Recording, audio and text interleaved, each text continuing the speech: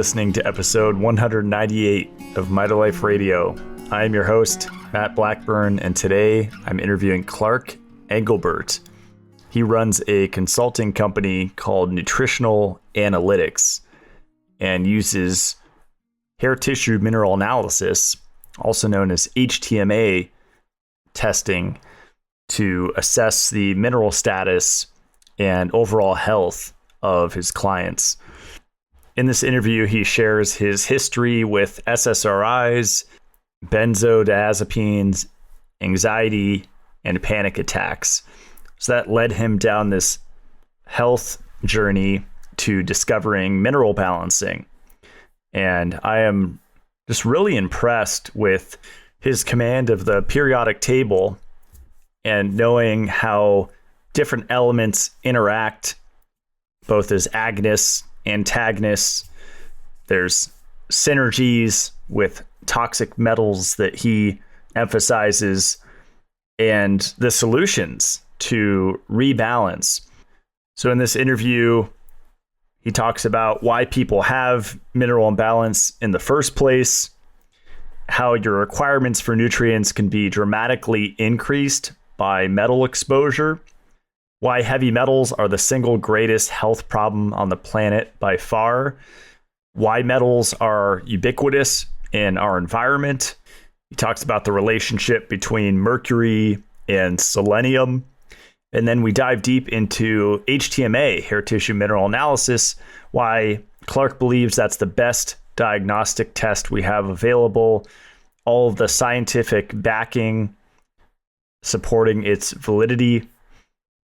He gets into William Albrecht and the connection between zinc and sodium and copper and calcium, introduces ionomics and describes what that is, talks about ionic mimicry, lead, cadmium, silicone, and aluminum, talk about metallothioneins, photobiomodulation, EMFs, low ferritin. And then I ask listener questions, including which mineral would you say people are most deficient in? What is the thyroid and selenium relationship? Is copper toxicity really just copper dysregulation? How can you tell if iron is low on an HTMA? What is the copper to zinc and vitamin C ratio? How can a person be a slow oxidizer but have hyperthyroidism in the form of Graves' disease at the same time?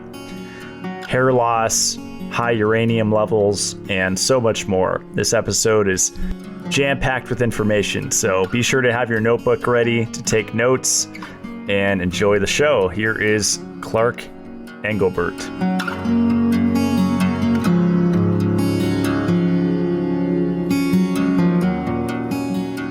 We're here with Clark Engelbert. Welcome to the show. Hey, what's up, Matt? Good to be with you. Thanks so much for having me on. Yeah, we've been chatting a lot about minerals and heavy metals, and I've been learning a lot from you. I love all the stuff that you're putting out on social media. There's tons of free information that's super helpful for people. Right. And so I'm excited to dive into mineral dynamics and how that influences our psychological and emotional health. Yeah. There's a huge component there that I think a lot of people are kind of unaware of. Especially with like the way that the medical model works for treating mental health, similar to treating physical health conditions. A lot of it revolves around pharmaceutical based interventions. So there's not a lot known, at least in allopathic circles and in the mainstream, about how minerals and metals, really govern the biochemistry of the brain. So I think getting into that will be really, really interesting. That was sort of my how I got into this in the first place. Was I had some issues when I was younger. I'm 37 now, so we're kind of similar ages.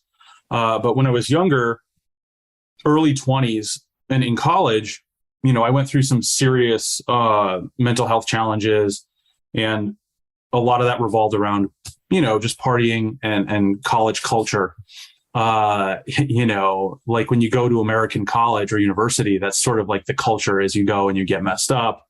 You go to class, but like, a lot of it is you party really hard on the weekends. And at that age, you kind of think you're invincible and you can do anything. And that really led to a lot of problems for me around that time. So that's kind of how I got into mineral balancing and like the alternative health space at large. And it sort of led me to where I'm at now, where I own my own company called Nutritional Analytics, and we specialize in using hair tissue mineral analysis to set up mineral balancing or healing protocols. I love it. And you were dealing with, was it anxiety and depression? Those sorts of things? It was anxiety and panic attacks initially. I was sort of burning the candle at both ends when I was, in school and, working 40 hours a week. I had a full schedule at school, and on the weekends I was trying to, party as hard as I could. And that sort of caught up to me pretty quickly. And I started to have I had not really had anxiety or anything before those episodes, but I had these panic attack episodes where I was really hungover one day at work. And I was delivering pizza at the time in college. And, I just had a really bad hangover, and around like 4 p.m., something weird hit me. And I would go to get up out of my car, and I thought I was going to pass out. And it actually, you sort of feel like this rush of adrenaline, and I'm like, oh my God, am I having a heart attack or something?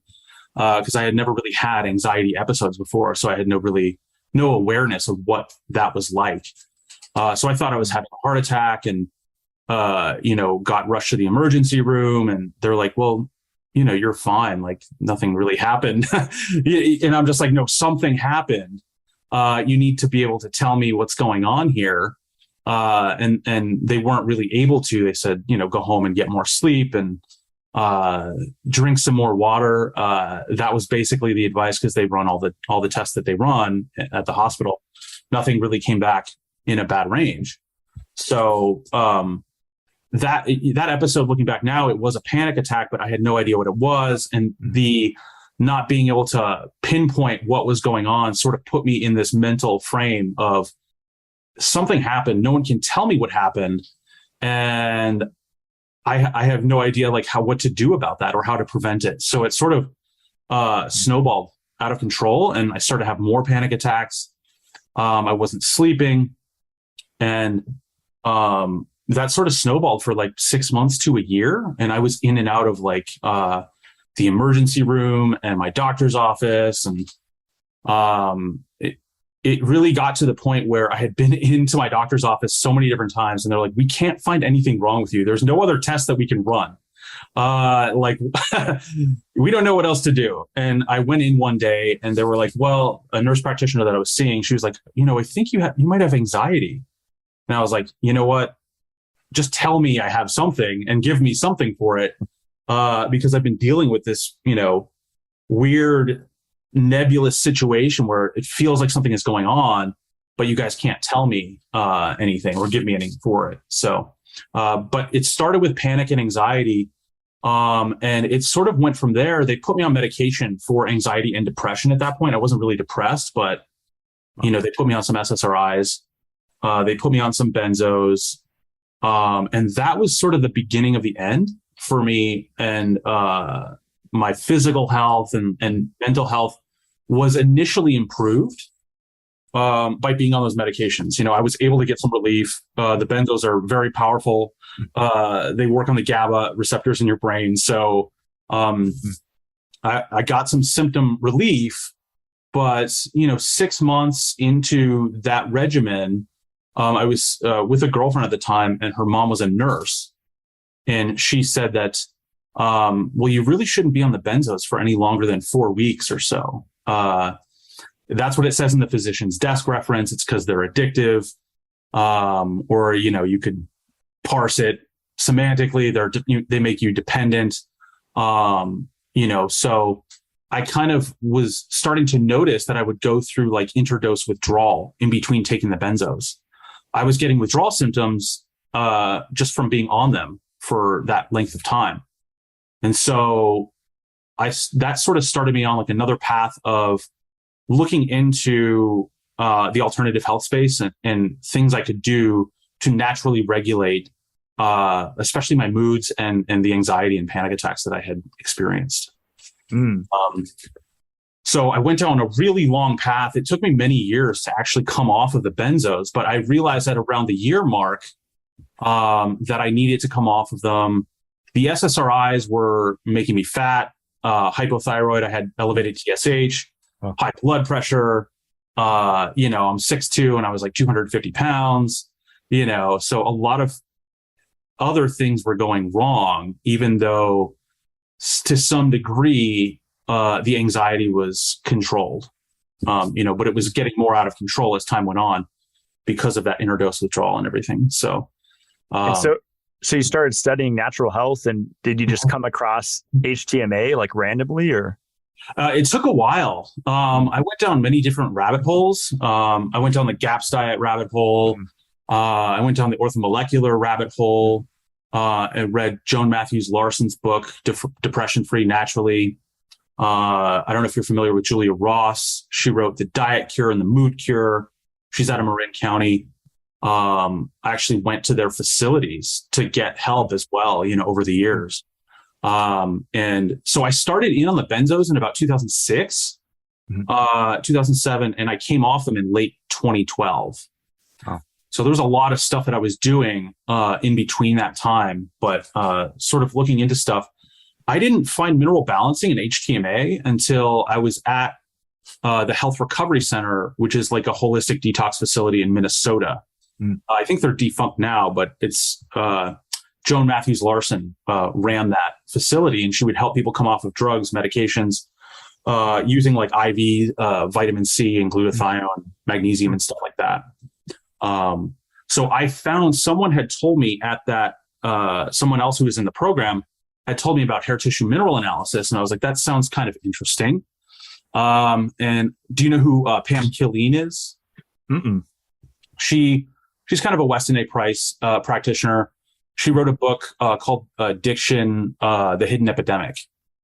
And I had read that book a couple years prior, and I was rereading it after I had gotten back from the Health Recovery Center after coming off the benzos and the SSRIs. And she had a little chapter in her book on hair tissue mineral analysis and, the zinc and copper ratio. And so I was like, oh, that's really interesting. I had a lot of respect for Pam at that time. And I was like, maybe I'll just reach out to Pam and see, what this is, So that started me on that journey of discovering hair tissue mineral analysis, getting on a mineral balancing program, and going through, once I got on that program, I had been off the benzos for about 5 or 6 months. And the post-acute withdrawal from the benzos is it's one of the most serious drug withdrawals that you can go through.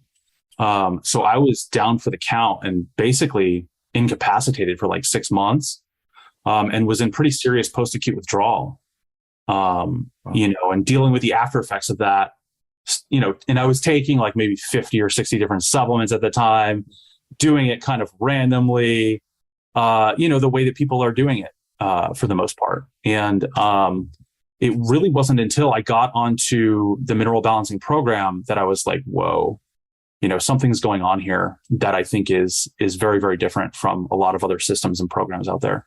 So that was late 2012, early 2013. And I have a background in nutritional sciences. I went to the University of Arizona for nutritional sciences. And then I went back to school up here at Boise State in biochemistry. So after I had been on my mineral balancing program for a while and was I was inspired to go back to school and really dig into this stuff a lot more, So that's kind of the TLDR, but we can go anywhere from those points that you want to. That's great. That's great. I guess a good question, and a lot of people are probably wondering this. Why do people have mineral imbalance? Is it widespread? Would you say 99% or 100% of the population has this imbalance between not only copper and zinc, but selenium and mercury and sure we'll get into, cadmium, lead, arsenic, all that fun stuff. Right. So the problem is sort of twofold, where the food is basically denatured and demineralized. It's much less nutrient dense in the last 100 years. And there's a lot of published literature on this, but roughly, I think that the estimates are most foods are like anywhere from 50 to 100 times less nutrient dense than they were 100 years ago. So sort of across the board, I would say there's problems with nutrient density with all of the elements. And then there's sort of a parallel track going on with heavy metal exposure in the environment, where since industrialization around 100 years ago or more, the use of heavy metals in the environment has gone up 1,000,000-fold. And so there's one thing I hope that people take away from this chat that we have, a theme that I want to try and hammer home to people, is that the nutrients, the essential elements, the minerals, and the heavy metals interact in a lot of important ways. And your requirements for nutrients can be dramatically increased by the presence of heavy metals in your diet, or exposure to metals in the various ways that we're exposed to them. So there's two parallel tracks running where the nutrient density is really, really poor. And then the metal exposure problem is, it's just one thing I feel like can't be overstated. I think heavy metals are probably the single greatest health problem on the planet right now, by far. It dwarfs glyphosate. It dwarfs the synthetic chemicals that are out there, like phthalates and toluene and benzene and the others. And part of that, I think, has to do with how metals are not biodegradable, which is a really, really important fact about them. But they're very, very metals. This is something that people don't really know. In the alternative health space, there's this vague understanding that metals are bad for you, but not a lot of people understand why. And like a lot of the first principles around both minerals and metals, I don't feel like are being discussed about or discussed enough, and so really digging into the details of both sets of these elements and then understanding how they interact, I think can really help people understand, why are people mineral imbalanced? Well, those two big ones, the mineral depletion, the nutrient depletion, but the metal exposure as well. And then there's a lot that has been discovered in the last 30 years or so with respect to how these minerals and metals interact and how the ratios between these elements oftentimes are more important than just the raw levels of any individual element. That's great. And I guess we're getting hit from all angles, right? I remember, I think it was 10 years ago, I was listening to a health educator, and he often emphasized the heavy metals present in women's cosmetic products, right? Like lead and lipstick, but all the blush, and just you go down the list of.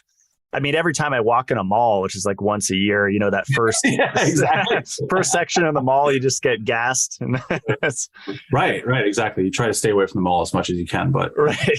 And I could just almost feel the metals going into my respiratory. Right. That's it's an interesting. Maybe we can talk about that. The ubiquity of heavy metals in the environment is not fully appreciated by really anybody, I feel like. And there's a couple really interesting studies that I came across a couple months ago, which, kind of confirming my bias really, really hard. But there was periodically researchers will take a look around the world and go, let's go study metal deposition in Antarctica or Greenland or, 20,000 feet up on Mount Everest. And there's this really interesting researcher who he's a mountain climber as well. He took his team of grad students, who I'm sure they were really happy to do this, but he took his team 20,000 feet up on Mount Everest, and they measured snow and soil samples for metals 20,000 feet up on Everest. They found really high levels of arsenic and cadmium, and I believe mercury as well. So this is in, this is 20,000 feet up on Everest. It doesn't really get more remote than this on planet Earth, but there's other data that was collected, I believe, in the 90s after the lead scare. There was a big hullabaloo about lead in like the 70s because researchers discovered that that lead exerts a wide range of like subclinical effects. And so there was a lot of research done on lead in and around that time, especially afterwards.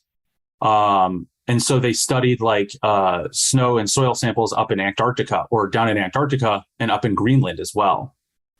And they, lo and behold, they found high levels of lead and arsenic, cadmium, and mercury in all these samples. So we can get into why that occurs. But the ubiquity of the metals, there's really there's two reasons why they're so ubiquitous. The first is that metals are really useful in industry. They basically sustain the modern world in many different ways. So part of that has to do with their use on as pesticides. They sort of come in fertilizers. Like jet fuel still uses lead as an anti-knocking agent. Coal-fired power plants use metals to go through their process of burning fossil fuels. So a lot of this stuff is getting sort of spewed into the atmosphere and put into the soils in various ways. A really interesting way, which I kind of was suspicious of a little while ago and started to look into the literature. I wanted to know, like, there was research on phosphate fertilizers being loaded with cadmium and other metals, and I want to know why. And so I started to look, and the way that phosphate fertilizers are made, they have to be mined from phosphate rock, like deep within the earth. And so through that mining process, metals are geogenic. A lot of them are in the earth's crust in varying degrees and levels. And so when they go and mine for phosphate rock, they're getting a lot of metals that come bound up with that rock.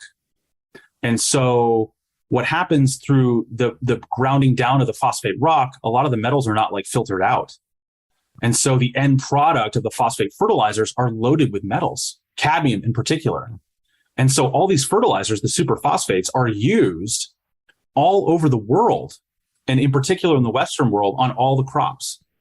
So, even in organic, it's sort of a minefield, but like they're using these phosphate fertilizers and these metals are getting into the soils.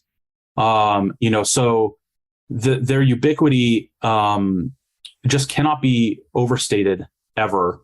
Another really sort of fundamental aspect of metal toxicology is that metals are not biodegradable. So when they're used years and years and years, like decades past, those elements are still in the environment. They're taking the half-life of cadmium just in the body is like 25 to 30 years. So it's taking a very long time for these metals to disintegrate. They're not like the synthetic toxicants, which are biodegradable. So the effects of this metal pollution are cumulative year over year. And that goes all the way back to when they were really used in earnest in the beginning of industrialization. Wow. That's great information. I've been talking about NPK fertilizer for years, and I had Jeff Lawton on the show, permaculturalist, and he's had great lectures on NPK fertilizer, one of the few. My question for you, Clark, is do the metals in the phosphate fertilizers alter the pH of the soil? Because he was saying that's what allows plants to uptake minerals, right? Is the pH is like that opens the doors to get minerals into the plants. Yes, the metals can alter the pH, but depending upon the degree of toxicity in the soil, it can alter the pH to such a degree that the plants won't live. And they won't thrive at all. So it's sort of a delicate balance that a lot of modern agricultural practices are kind of towing the line between, where there is this metal pollution that's being introduced by the fertilizers, but if it gets so bad, then the crops won't grow. So there is this weird balance that exists, but yeah, the metals can absolutely alter pH. That's pretty unequivocal. It can happen in your water. Part of what happened in like Flint, Michigan, is the pH of the water was actually different. They drew on a different water source. I can't remember what the initial water source was for Flint, but they drew on a different water source, and the pH of that water was slightly different. And so it affected how much lead was leaching into the water. In Flint, Michigan, it ended up, leaching a lot more lead from the pipes, and you end up with that crazy, you see like the brown water from Flint, Michigan with all the lead in it, so, but yeah, soil pH is definitely affected by the presence of metals for sure. Yeah, we were talking about copper pipes leaching, and maybe we'll get into copper toxicity a little bit at some point. But a lot of people focus on that as the source of copper toxicity, right? And that's dependent on the pH. Like I have copper pipes here, but I have amazing. It's spring water, and I've put it through a whole house filter. It's pretty good. I think the pH was slightly over neutral, like slightly alkaline. Okay, yeah, that's usually what you want. Mm-hmm. Yeah. But there's so complex, and just that little change in pH was enough to make the water toxic, right? Yeah, exactly. And the thing about metals is that people talk about these elements as like monolithic entities, where there's a lot of different forms of metals. Certain forms of the elements or speciation of the elements are more or less toxic than other forms. Like inorganic arsenic is very, very toxic, whereas organic arsenic is not. But it gets sort of complicated because like methyl mercury, the methylated form of mercury, is more toxic than inorganic mercury, So there's still a lot of things that we're discovering with respect to metal toxicology. And, part of I feel like people's lack of understanding in this space is that metals and metal toxicology spans so many different disciplines that you almost really have to be like an expert in like atmospheric science, geology, biochemistry. A lot of these different disciplines are involved when it comes to understanding how metals work. Yeah, what you're referring to different, like there's copper 1 and 2, and there's different, it's the valences, right, of iron and different. Exactly. Right. Do all the elements have those different ones? I think I tried to research that a little bit ago. Yes, okay, they all exist in different valence states. Not, so like certain of the elements exist in like maybe 1 or 2 valence states, and they can combine with other elements as well to change their valence. But what's another one? Nickel. There's a couple different forms of nickel. There's a couple different forms of chromium, the hexavalent chromium, very well known because of the Aaron Brockovich movie. The town of Hinckley, California was completely like poisoned by this specific form of chromium that was being industrially used by PG&E. So that's kind of another thing that is a little confusing for folks, is that there's the toxic metals. And I think that's a better phrase than like heavy metals, because some of the essential elements are heavy metals as well. But there's the toxic metals, and then there's the essential elements, which you can become toxic in above certain concentration thresholds. So there's a lot of the details that you really kind of have to understand to understand the scope of the problem with these elements. Mm-hmm. And so with, let's say, take arsenic, inorganic versus organic, is it not toxic because it's biodegradable, or it just goes through, it's able to be excreted, or? Your body has certain mechanisms for dealing with organic arsenic a bit easier than inorganic arsenic. And it's kind of weird. There's like There's target organs for the different metals as well, which can make things a bit confusing. But usually your body has evolved mechanisms for dealing with metal, like heavy metals. We evolved on the earth and metals are present. But the sort of the problem that exists nowadays is that we're exposed to such high levels of these elements that your body's detoxification systems are really overwhelmed just by the sheer volume of exposure. Another really interesting thing, which we can get into, is that the form of the metal can be changed inside of you through methylation. So this is one thing that happens with mercury. Mercury is spewed into the air by these coal-fired power plants, and it's spewed as elemental mercury. And it gets into the atmosphere, rains down into the ocean, and certain microorganisms in the ocean can biotransform elemental mercury into methyl mercury. And so what happens after that process is initiated is that the methyl mercury starts in the microorganisms. The small fish eat the microorganisms, the big fish eat the small fish, and it goes through this process of what is called biomagnification, where it moves through the food chain as methyl mercury, but it started in the environment as elemental mercury. That's a good point.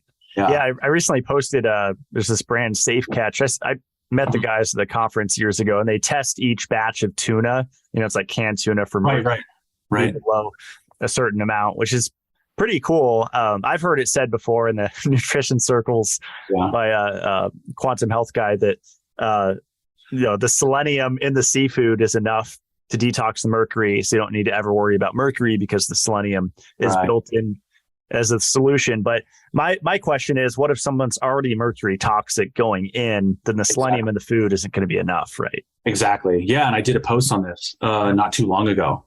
And there's new research showing that the relationship between selenium and mercury is bidirectional. And initially it was thought that the relationship went one way, where selenium would just impact the mercury that would come bound up in that food, and it would protect you to some degree. And it is true that selenium can protect against mercury toxicity to some degree, but not totally. And this is because mercury can inactivate selenium in some ways beyond certain concentration thresholds. So what people aren't considering when someone like that says that is your current status of mercury and selenium inside of you. So that plays a very, very important and big role in, can the selenium in the food, is the ratio enough to protect me from the mercury toxicity in the food? And the truth is that people are walking around with metal toxicity at this subclinical level that we've never really seen before. And so that's one issue. Another issue is that many of the effects of metals are synergistic. So a lot of the way that the metals have been studied in the last 50 years is that they've been looked at in isolation. And how does just lead toxicity affect XYZ system? And there's a pretty good understanding, especially of lead and mercury as well, of how those metals are influencing you and certain systems individually. But what we don't know as well is, how are the combination of these toxic metals synergistically creating more inflammation and inactivating enzymes and doing all of the negative things that they do? There's not a lot of data on that. And, going forward, that's a really, I think, an important point or place for researchers to, head into the future and really try and discover. I mean, my gut instinct is, and I think many people's would be, if you're exposed to a lot of different metals, they're going to have synergistic effects, and you're going to end up much worse off than you were with just one of those elements. Right. I mean, when I research vitamins, it's like vitamin C and vitamin E, just looking at protecting smokers from oxidative stress. If there's synergy and good things that help, that are beneficial for us, there must be synergy in these bad things. And yes. And that's a really good point. That's sort of an analogy that I use for people in the same way that the minerals and the metals interact with each other. Well, you can think about that through the lens of like drug interactions. Everyone knows that drugs interact with each other, but no one really knows that the minerals and the metals interact with each other. And so what you have in the alternative health space are all these different groups who are like completely focused on vitamin C or iodine or copper. And it is really, my opinion that it's the interactions between all of these elements that are much more important to understand than any individual nutrient. And that's sort of why you get into this thinking where more is better, where take 10 grams of vitamin C per day. And, because it's good in the studies, being given at 500 milligrams, it will be better at 10 grams. But, like vitamin C has particular effects on copper. It can lower copper. And then copper has specific effects on like calcium. Right. And so then you sort of get into, which I think is another really fascinating aspect of these interactions. It's not only the synergisms and antagonisms that take place, but it's the second and third and fourth order effects of these elements that are really driving disease processes. It's not just like a vitamin C deficiency that's causing the problems. You being deficient in vitamin C is affecting your iron absorption. Iron exists in relationship to copper and zinc and calcium. So it gets pretty complicated pretty quickly. Do you think there's a place, like once you say get an HTMA or figure out what's going on with you individually, do you think there is a place for megadosing sometimes, whether it's iodine or vitamin C? But you're just saying it shouldn't be done willy-nilly. Yeah, it shouldn't be done willy-nilly. But I do think that there's some, I think for certain of the elements, like iodine, I know a lot of people who've experienced or tried higher dose iodine, they tend to do really, really well. So I think there is some benefit, but as long as you're monitoring what's going on, and in my opinion, the HTMA is the best way to do that. Because it's a cellular test. I do think there can be some benefit, especially at specific periods of time and for like a delineated length of time. What a lot of people, it seems like they're doing as well is, well, they're taking really high doses of whatever element in perpetuity. Let's just take 100 milligrams of copper for, I don't know, the rest of our lives. And well, how does that actually play out? There's certainly no good data on that. What's interesting is a lot of these people too are like anti-tests or think certain tests aren't accurate. For me, it's like more data, the better. And maybe that's like the biohacker in me or whatever, but it's like, I like to get as many tests as possible and just get as wide variety of information as possible. Let's look at serum, let's look at plasma, HTMA, which I have yet to do. Right. Yeah. I definitely think that approach is, it's more prudent and, but the criticisms of certain tests, I think some are valid. So there's a lot of, maybe we can use this, to jump off into the hair test, and get into some details about the hair test because, I think the hair test is the best diagnostic test that is available. Any single test. Yeah, I sent you something. I think someone on a podcast or it was a post or something. They were saying HTMA, hair tissue mineral analysis, has no scientific backing. It's not. Not a valid test or something. Right. Yeah. So I think we can definitely talk about that. I think those are some Ray Peat folks. In between taking their exogenous thyroid hormone, I guess the hair isn't a valid test. But I think it's really interesting to understand the history of hair analysis first, because there's a lot of people in this space who they're regurgitating a lot of old talking points about hair analysis, which, fair enough. I'm kind of doing that in some ways as well. But I always found it interesting, if I was interested in something, I would always want to go back and see where everything started and why does hair analysis exist in the first place? And what is that test actually, then I think working from there, you can get into, there's a lot of areas in the literature where there's disagreement. on certain aspects of the hair test, but if you understand the nature of those disagreements, and if you understand the hair test deeply, you can really get at a deeper understanding of the hair analysis. So the first thing that I think is really important to know about the hair test is that, well, we're measuring minerals using the hair. And so I think like understanding some principles of minerals can be really, really important for understanding the tests writ large. And so like the first thing to understand, I think, about minerals more generally is that they're atomic in nature. And so minerals, being a part of the periodic table, are really actually different configurations of electrons and protons. And so, a lot of like the light people talk about like, light is like quantum in nature, and that's true. Fair play to them and Kruse and a lot of those people who I have a ton of respect for. But minerals are also in that same category, where even when you think about the body through this organizational or hierarchical framework, where we try to understand what's at like the most basic level of your biochemistry, a lot of people think of DNA as like at the final boss when it comes to what's at the root of what's going on with you. But DNA is even made of something, right? So DNA is, I think, 4 sugar molecules, nitrogen and phosphorus.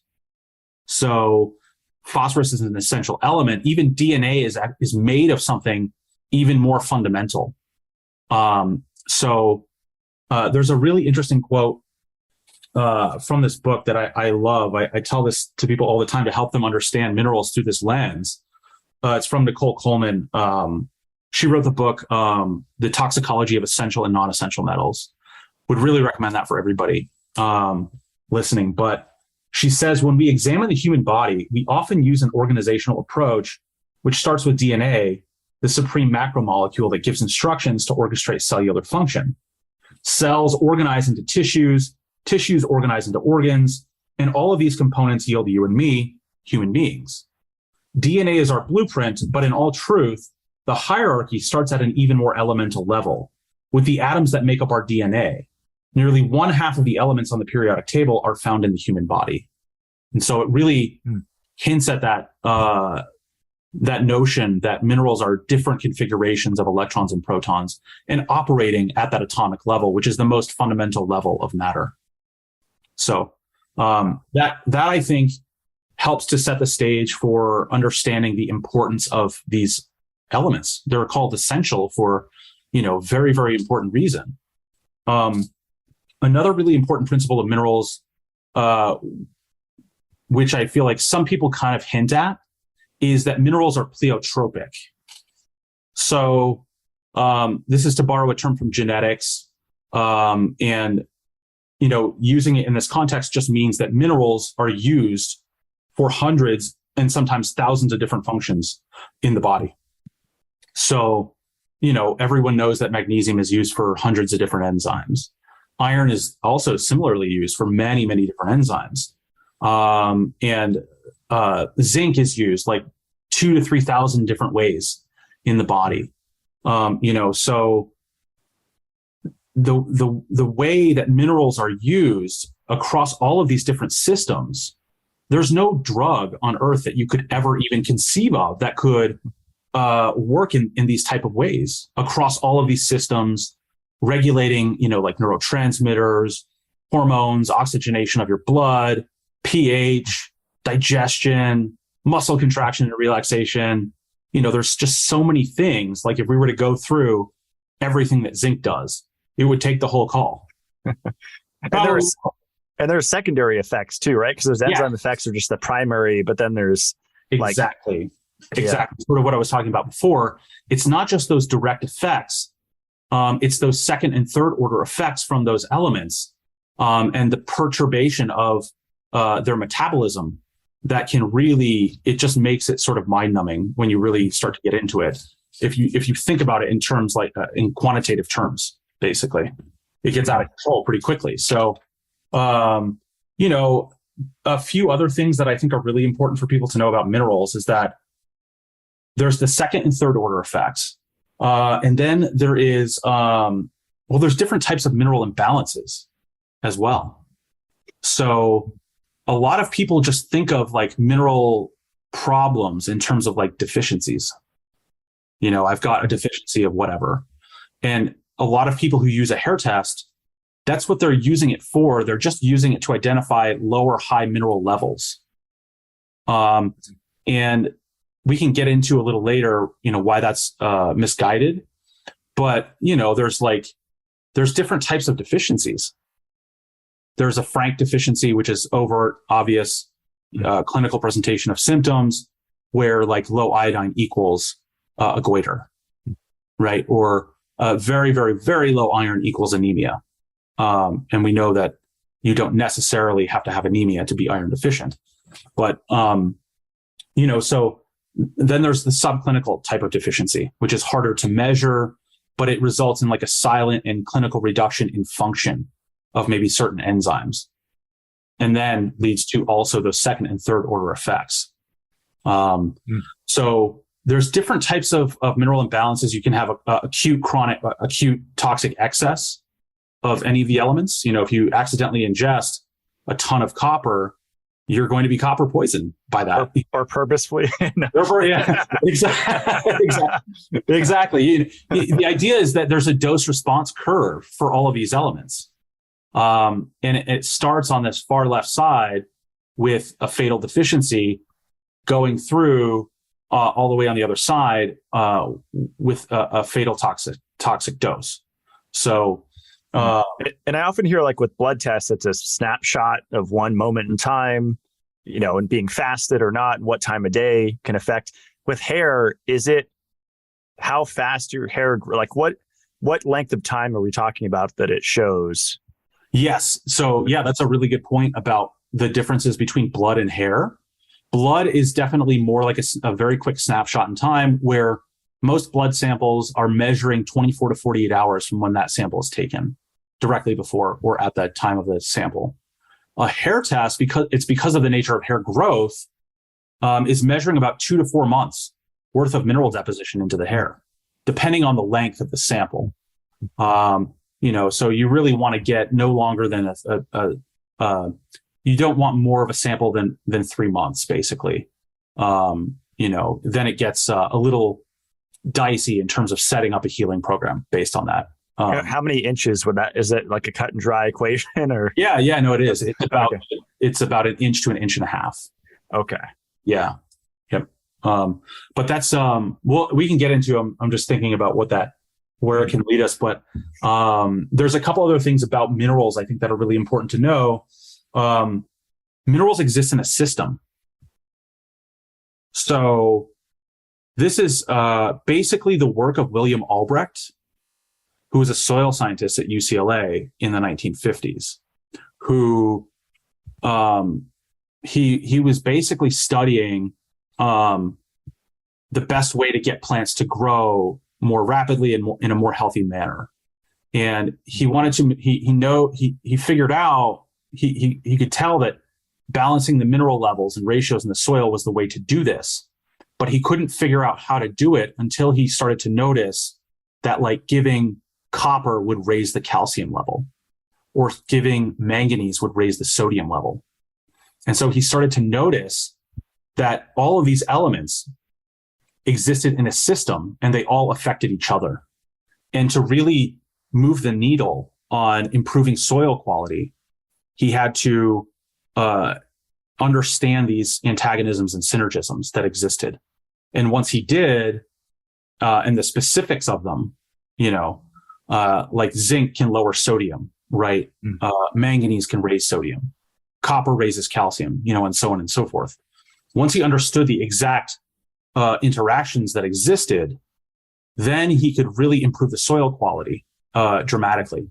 And so the same is true for human beings. And this is what Dr. Paul Eck did some years later, which is the sort of interpretation method that we're using for the hair test. But it's this notion that the minerals exist in a system. Just cannot be. It's really, really important to know that. There is a modern field that's cropped up in human beings in the last 10 or 15 years called ionomics, which is the study of how all these elements interact with each other, the complete set of mineral, nutrients, and trace elements in an organism, and the study of those interactions thereof. Actually, it's sort of funny.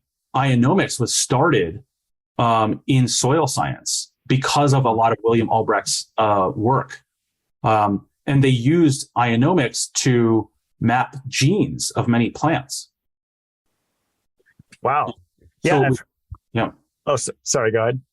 Yeah. So it was ionomics was sort of the grandfather of it was William Albrecht. And then the guy that really came along and applied this idea of mineral interactions and minerals existing as system was Dr. Paul Eck. Interesting. Yeah, I heard of the Albrecht method through my friend Charles Barber down in Texas, because he's using like electroculture and doing all sorts of crazy stuff on his farm down there. And does that book, The Toxicology of Essential and Non-Essential Metals, does she get into ionomics at all? Or no, they don't. Okay. Don't. They're just talking about the toxicology straight up of the metals. Okay. Definitely gonna grab that one though. I love books like that. So yeah, that one's really good. It's a little easier. It's like a 200-page read. Like some of the, I don't know if you can see that. I've got a 1,200-page textbook on the toxicology of metals. It's, not for the faint of heart. Yeah, but with soil, like a lot of my friends up here, they'll use like compost tea or make indigenous microorganisms, and those like soil-based organisms, just like us taking probiotics. Have you looked into that effect with metals? Because the bacteria do a lot, right? To transmute things. Yes, that's definitely, I know of that. And I know of some of that research, but I haven't really taken a deep dive into it. It's a whole nother rabbit hole. Huh? I know, exactly. There's like a million of them. But, yeah, like the parasites and some of the microbiome having an effect on the metals is, I think, really interesting, and probably another like future avenue for research. What's your philosophy on parasites? Because I kind of see two extremes. It's like I'll see social media accounts where it's like kill them all, they're the root cause of disease. And I'll see others where it's like they're not an issue at all, they're symbiotes to us. They're like right. Yeah, let me just eat some parasites. No, our approach is that with our healing protocols, fixing the mineral balance and balancing the entire mineral system has the effect of strengthening the host to such a degree that it's going to improve all of these endogenous parameters of your own detoxification system. So we don't necessarily have to target parasites, but they can be a problem. You can have pathogenic overgrowth of candida or whatever. Parasites can take hold, but our philosophy is that these things are opportunistic, sort of in the same way that metals are, in that they accumulate in a weaker host. So, we're not necessarily focusing in on parasites per se on our protocols, but through that mineral balancing process, usually people do eliminate a lot of parasites. Yeah. I know some people have focused on their interactions with metals, and yes, I think there's like a lime manganese connection, and then like a certain hookworm or tapeworm with iron. Right. Exactly. Yeah. So, the minerals existing in a system, super important idea.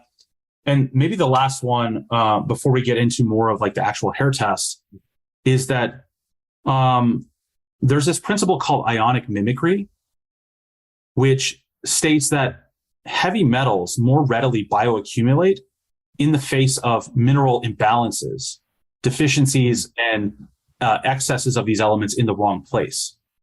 And this is really, really important to know in terms of the mechanism for how metal bioaccumulation happens. And a lot of people are not talking about how metals bioaccumulate. If you really want to detoxify them, you kind of have to know how they're bioaccumulating in the first place. And it's because there are these mineral imbalances. And there's a couple, I think I sent you some studies on Instagram of, talking about this concept, or some of the actual mechanisms through which this is happening. But there was one study that looked at autistic kids and looked at the mineral levels and metal levels in their hair. And what they found was, in this study, they found that lower levels of zinc and magnesium predisposed them to bioaccumulate lead and cadmium more readily. Mm-hmm. And it was actually the zinc importers in the gut that were upregulated as a result of the zinc deficiency that would absorb more of the lead and cadmium in the environment that they were exposed to. Wow. So it's actually, I think I've seen you get into this a bit more recently, where you're looking at like divalent metal transporter 1 and some of these underlying molecules that are responsible for the absorption and partitioning of the essential elements, which is definitely another future avenue for research. But in the face of like zinc deficiency or magnesium deficiency, whatever, you have certain importers in your gut that are responsible for absorbing these elements and then sending them off to the places that they need to be sent to be bound to other proteins and so on and so forth. And you don't absorb all the zinc from your food as a result of the different combinations and variations in these metal transporters. But certain of them in like a zinc deficiency, like zinc importer 4, will be upregulated as a result of that zinc deficiency, so that it's this adaptive mechanism that your body's using to try and absorb more of that zinc from your food. Wow. So, yeah. And that's a good point. People would think with that name, it's only zinc, right? But it's other things riding on that. Exactly. And the thing that's really fascinating about how metals and minerals interact is that, like, if you look at the periodic table, like zinc and cadmium and mercury are all very close to each other. They're in the same column. And this is given to, they have a lot of similar chemical characteristics. Their ionic radii are very similar. Their actual sizes are very similar. And so the importers, when they're upregulated, they can confuse the cadmium and lead for zinc because of those similarities. So, and it goes even deeper than this in some ways, which is pretty wild, but the body can actually use metals as like an adaptive mechanism to keep you alive in the face of like a zinc or magnesium deficiency. Wow. That's fascinating. So I've never heard that. Wow. Yeah. So there's, like, metals are not necessarily, they're not essential, right? Any amount is toxic, but you could say that in some ways, in the face of like a mineral deficiency, they can become conditionally essential. And this is one of the reasons why like chelation is so harmful, is when you bioaccumulate some of these metals and they're substituting on enzymes and proteins for the essential elements. And if you just rip those metals out using a chelating agent, be it synthetic or natural, you could make yourself much, much worse, because then that enzyme or protein has nothing to work with or to be powered by. Unless you're fortifying at the same time with a supplement or whatever. Yes. Interesting. Even that needs to be done pretty strategically, putting back of the minerals and stuff. Yeah, you're connecting some dots for me, because I was in the school system for 4 years with juvenile delinquent kids, and I used to study just their behavior from a nutrition standpoint, just observation and I would just see them eating, the school lunches and, drinking the tap water and just like imagining what's going on biochemically in their body, and these poor, underage pregnant women and girls, and seeing what's going on there. And, I'd imagine they're just, these metals are stepping in and contributing to their, ADD symptoms and 100% aggression and, 100%. Yeah. Well, here's the thing about, like some of the, we're talking about how metals bioaccumulate, but then the end effects of metal toxicity in various organs, especially if metals get into the brain, you can have personality disturbances, mental health problems, behavioral issues. Your thinking can be altered by these elements as well. And with respect to lead, the actual mechanism, they know that lead decreases IQ and ruins your attention span. The mechanism for this is that lead substitutes for calcium in the brain. And calcium is responsible for many important enzymes that regulate acetylcholine. So protein kinase C and calmodulin are regulated by calcium. And if lead substitutes for calcium, the function of those enzymes goes down dramatically, and it ruins how acetylcholine gets signaled between neurons. And so that's the actual mechanism for the lowering of the IQ and actually increased violence that you see in people who are more lead toxic. Wow. I'm going to go take a bunch of pearl powder now. Oh, man. Yeah. Sometimes my attention span, it's a clue. No? Yeah. Hey, it happens.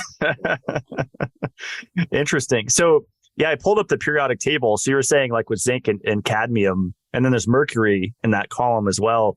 Yep. Does that tend to be the same column, or just when it's next to the element? The metals more readily substitute for the metals or for the minerals that they're closer to. Okay. Some of it can be a little random. Sometimes like lead and calcium are kind of, not necessarily close to one another, but they do have some similar chemical characteristics.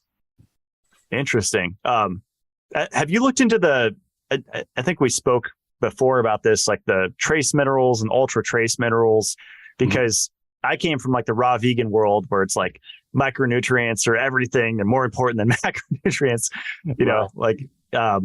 everyone's deficient in, these super trace minerals. And I could see that talking about how our soil's so messed up, right? Like with the phosphate fertilizer and NPK. Right. I'd imagine looking at the periodic table here, it's like, there's some ones that iridium, you could buy that as a supplement. It's probably not smart to take, colloidal iridium. Right. Right. Exactly. Exactly. But maybe someone's deficient in that, right? And that's right. Activates some enzymes. So. Right. So with the ultra trace elements, a lot less is known. They're much harder to measure. Firstly. So like with the lab that we use for the hair analysis, we're using a pretty advanced form of atomic spectroscopy to actually measure the minerals. But even like the most advanced atomic spectrographic machine has issues with measuring the ultra trace elements, because the way that machine works is that it's burning the hair specifically at very high heats, and the minerals give off a characteristic light frequency, and that's how they're actually measuring them. So, when those like silicone or germanium or rubidium or iridium, those are already in very, very minute quantities in biological tissue, trying to assess, they haven't really established essentiality for a lot of them, but it's likely that they will when instrumentation gets better. But, there's not a whole lot of research on those elements. Like that's another area where I think that researchers can focus in on. But I think I sent you a message on Instagram about silicone. There's a really interesting study that I was looking at on silicone. And silicone has this effect on multiple different systems where it affects calcium absorption and utilization in bone. But also, this was really interesting. Silicone increased like the performance of some of these racehorses, like dramatically. And I was looking at this and thinking, oh, wow, this is just fascinating. All of these like weird disparate effects of silicone. Everyone sort of knows about silicone with respect to like hair, skin, and nails. It's being discovered that it's calcium synergist. And it's really important, it looks like now, for performance, sports performance. So, but there's not a whole lot on these other ultra trace elements that's out there. Yeah, I always just thought of silica as like the aluminum things we were talking about, like it displaces aluminum. Right. It can, like aluminum can substitute for iron, calcium, magnesium, and silicone. But silicone like has some really interesting properties. The sandy beaches that like shimmer, that's silicone. That's actually giving it the shimmer, and it signals, it's actually being used by nature. It signals certain aquatic animals that they're getting close to shore. Wow, that's pretty cool. I know, right? And then there's another really interesting one with iron where the shifting of the Earth's poles, shifting into different seasons, certain birds can detect the shifting of the Earth's crust and the magnetic fields being caused by the iron. And that's what signals them to actually migrate to different areas on the Earth. Wow. I think I've heard that. Yeah. It's wild how sensitive animals are. Yes. Like I have goats and I feel like they can sense when there's like a thunderstorm about to come in or. Right. Yeah. I want to circle back. You said, so the hair is burned and the minerals give off a characteristic light frequency. Mm-hmm. That's fascinating because I had heard of HTMA, of them burning the hair, and that was a bad thing because it oxidizes elements or something like that. But is that how HTMA is done across the board, that they burn the hair and then they look at the light, or is it only the specific type? No, that's basically the standard practice for atomic spectroscopy. There's different types of atomic spectroscopy. There's inductively coupled plasma, mass spectroscopy. There's flame absorption. There's a lot of different types of atomic spectroscopy, but that's the industry standard for analyzing the hair. And atomic spectroscopy has kind of been around for hundreds of years. It's used in physics to measure the elemental composition of stars. Wow. I wonder if there'll ever be at home one, because I have a spectrometer downstairs that measures. Right. It's pretty pricey meter, and you can just point it at a light source and it'll show the wavelengths. Exactly. It'd be cool if I could just plug that into the computer and see immediately. At some point in the future, hopefully something interesting like that will, because the cost of these machines now is like $50,000, and it's like they have to be calibrated very, very specifically. They're very sensitive, So, but yeah, that's the standard for how hair analysis, the analytical technique that's used underlying them. That's really cool. I had no idea. One kind of random question I had, people probably wonder, sweating in a sauna, because I've heard or read that actually you can offload more copper than you do iron. And I've also heard people saying the towel that they sweat on gets discolored, maybe it gets brown. We use sauna therapy like pretty liberally in our programs for people. But yeah, you can, in your sweat, like if you're sweating out metals like lead is like an orangey red color. So I've gone through my own eliminations on like this protocol that I've been on and offer for clients now. So some of like the I think copper like gives off a blue color. Lead is that like orangey red. And I've had stools that look like that when I was going through lead eliminations. So yeah, there's definitely the different metals will, and the toxic chemicals as well can affect what comes out in your sweat and what that looks like as well. Yeah, when I think orange red, I would think iron, but I guess it could be lead too. Right. It could be lead. Well, the interesting thing about lead and like all of those, many of the metals is that they're used as pigments to make paint and cosmetics and hair dye. Iron as well, mercury as well, so that's like a real millennial source of metals, is like going and getting tattoos and stuff. I actually just went to Spirit the other day, the Halloween store, and I was looking at the makeup section. Yeah. And I didn't look at the ingredients, but I could imagine how cheap those products were. That's pretty bad exposure every Halloween. And they're not regulated at all. Like cosmetics are not regulated. Not that the government would do anything good. They're like I don't want to, get too spiteful. They're not smart people, and so I don't have any confidence if it was regulated that the government will do anything. But yeah, there's actually a study that I read that was looking at Halloween face paint and metals in them. There's a study for that. Yeah. It's pretty cool. Wow. Yeah. I even looked at like the fog machines. They use some I don't know, glycerin base. I mean, it's like water based, but there's some other compounds in there, and it says indoor use only. And it's like, don't use it on pets. What's going on here? Right. Keep it away from anyone that's pregnant or anything like that. Right. So there's sauna use. I kind of wanted to dive into like clinoptilolite, zeolite are popular right now. Yes. I'm personally a fan of fulvic. I bathe in this stuff and put it in my bathtub. Fulvic and humic acid, and not just the extract, but the resin of shilajit.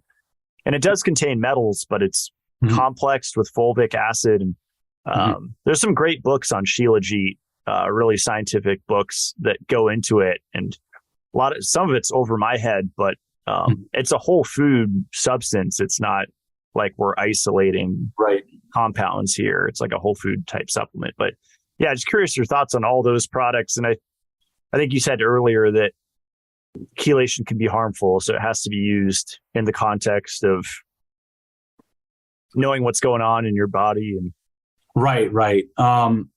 So my opinion on those things is that I'm not a big fan of them.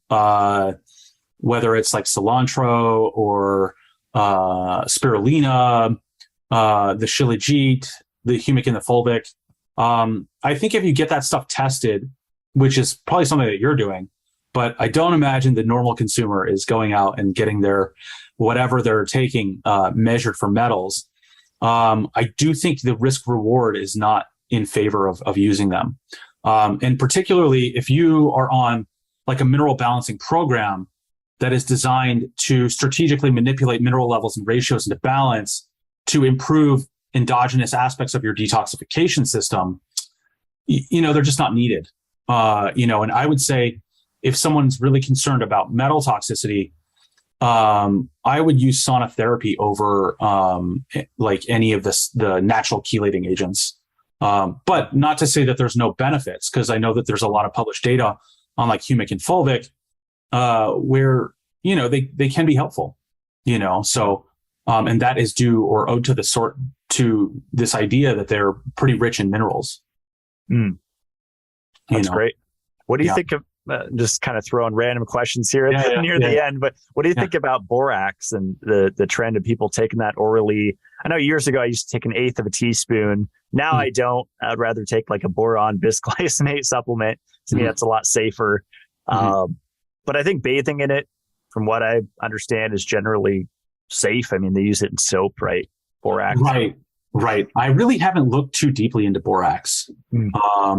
My feeling is that it would probably be safe. Although you can't really assume anything because, what's deemed safe, like generally recognized as safe by the FDA, is the bar is very low. Right. Well, even like Arm & Hammer baking soda, because I give it to my goats as a free choice.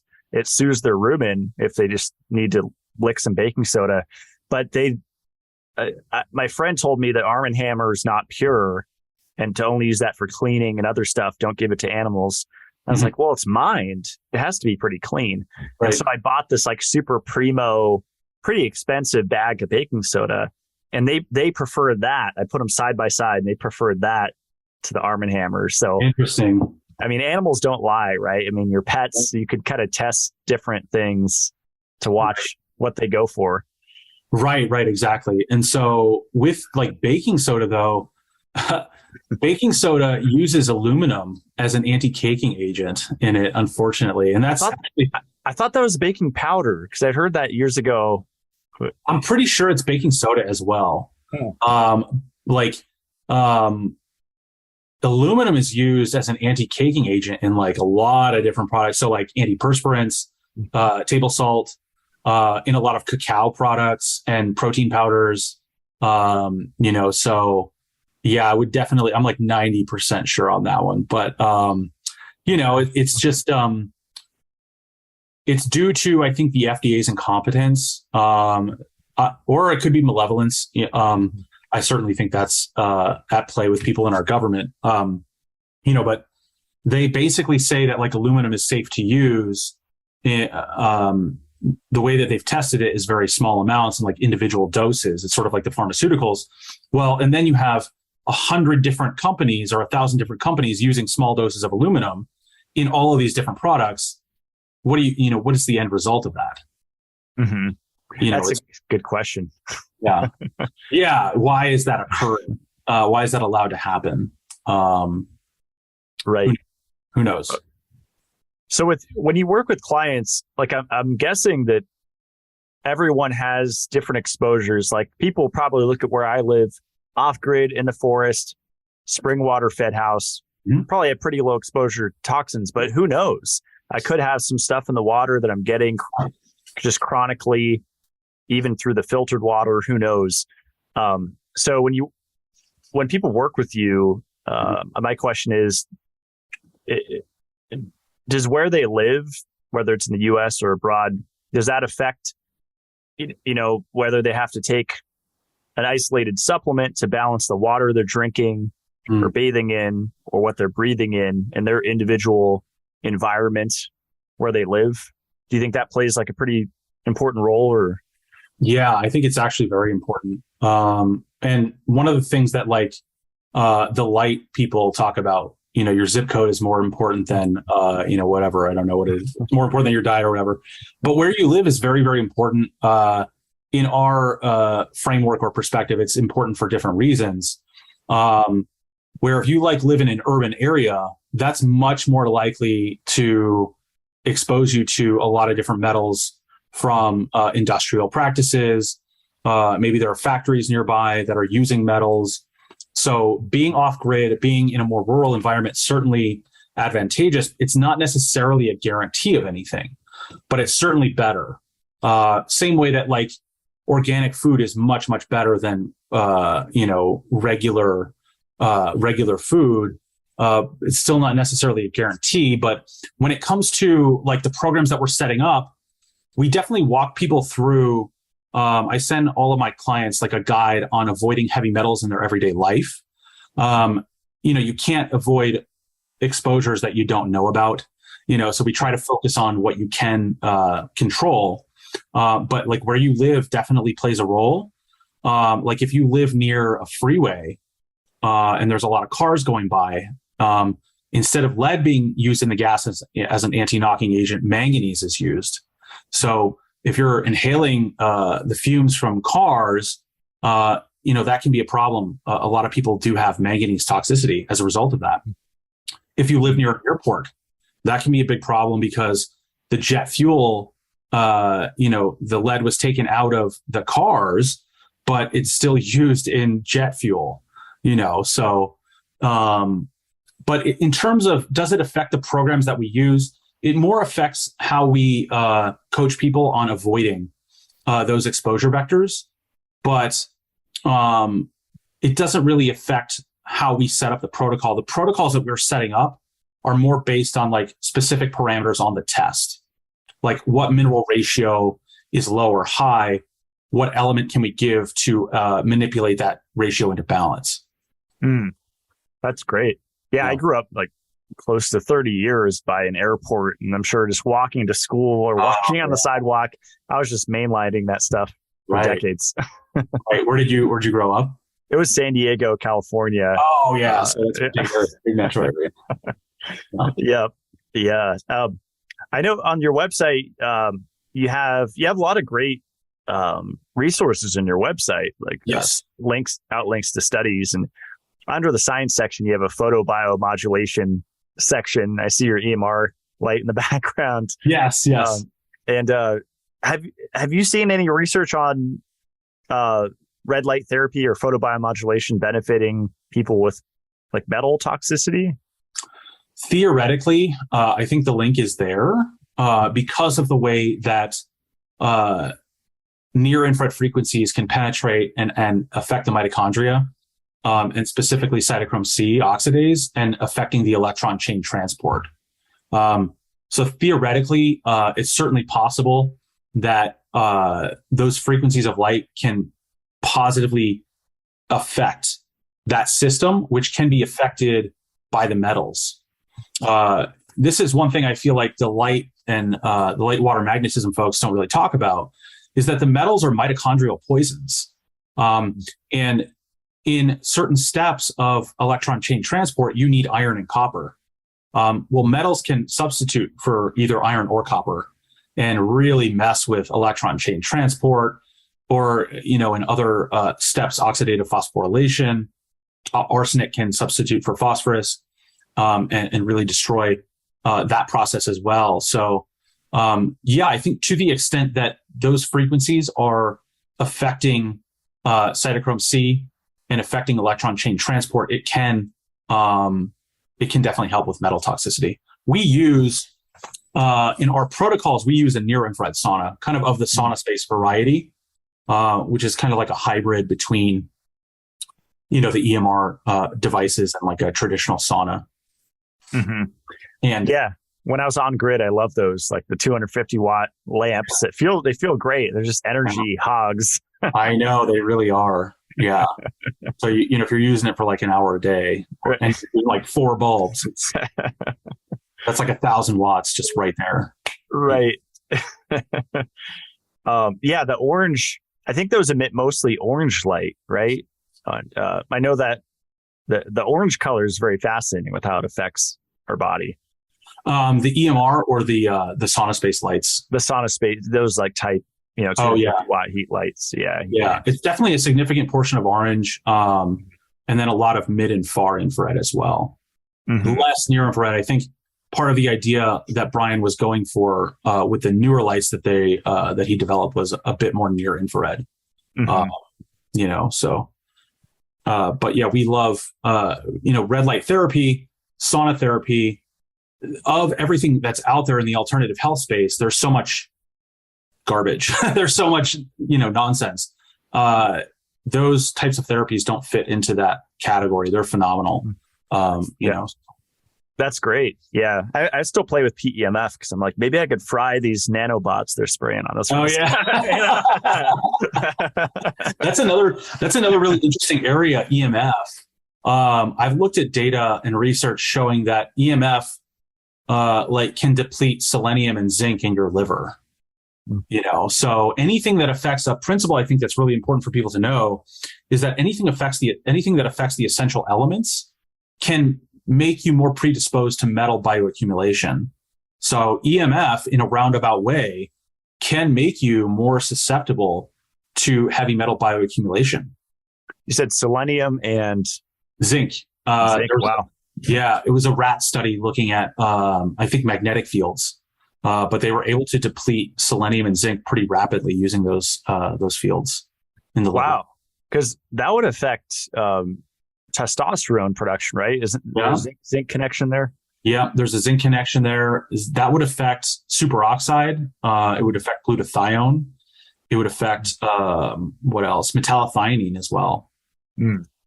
Since zinc is used for and selenium is used for those enzymes. Wow. Yeah, we didn't talk about metallothionein, but it's funny. Some of the shows I've had, it's like spoken about as this evil demon that we never want to raise it because it binds up copper 1,000 times stronger than it binds up zinc. And that's a bad thing because zinc's apparently toxic all the time. Right. But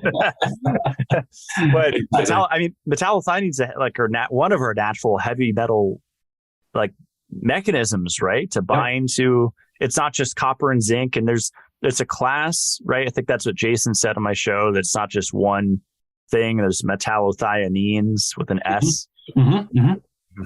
There's a lot of different metallothioneins, but there's a whole class of molecules or elements called metal binding proteins. And metallothionein and that family is a part of that. Ceruloplasmin is a part of that. Transferrin is a part of that. Ferritin is a part of that. Transferrin actually transports aluminum and manganese along with iron. And I was actually talking to Caitlin about this on Facebook. But I think, obviously, I think what she's doing and what you're talking about with iron deficiency is very valid and needed. But I think it may go a little deeper, like low ferritin or perturbations in transferrin could be as a result of metal toxicity. Sort of like the ionic mimicry thing that I was talking about earlier. The ionic radii of aluminum and iron is very, very similar. So if you're exposed to high levels of aluminum, transferrin could be used to try and bind out that aluminum. Okay, what happens when transferrin is saturated with aluminum and it can't be used to bind and transport iron? That's when you get unbound iron in like your pancreas or in other places. And there's a lot of really interesting research on lead can replace iron on heme. Cadmium can also affect iron. So aluminum can as well. So, I think it goes a little deeper than simply those, then iron is low. It could be co-occurring where you have metal toxicity is actually causing the problems with iron. Yeah, that's a good point. And I'm sure every case is different, but it could be a combination of everything. Yeah, exactly. 100%. Yeah, that's fascinating. Let's see. Do you want to jump into some of these questions? Because we have a bunch. Yeah. Let's do some questions. We can probably go on forever. So let's get to those. Let's see. This is a good one. Which mineral would you say most people are very deficient in? If you just had to pick one. If I had to pick one, maybe they'll be nice and give me two or three.